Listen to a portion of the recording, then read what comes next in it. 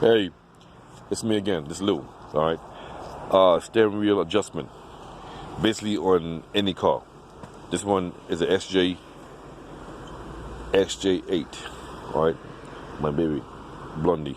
But on any car, the best way to do it, just pull off, just disconnect the screws for the airbag, but you don't have to take it off. The airbag is still on. Just leave it just like that. You know, this wheel is off, so I'm gonna try to bounce it.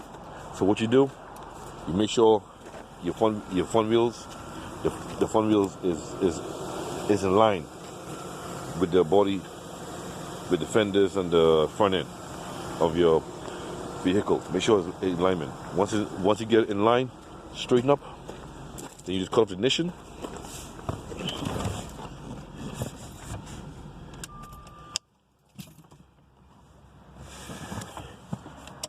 That's it. Cut off the ignition. Now she's in lock. As you can see, the wheel is off. So to get alignment, all you gotta do is the same method when you replacing signal, windshield, or dash or anything else. But in this case, now you just try to balance out your wheel properly. So this will have to come off.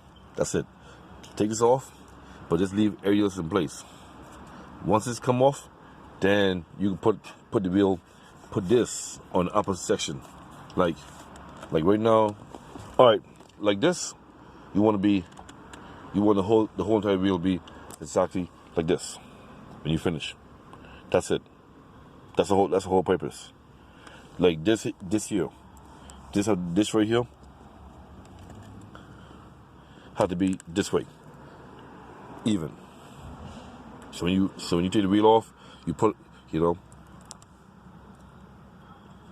loosen the bolt, pull the wheel out slowly, and then put it in place like this, no matter what. That's it.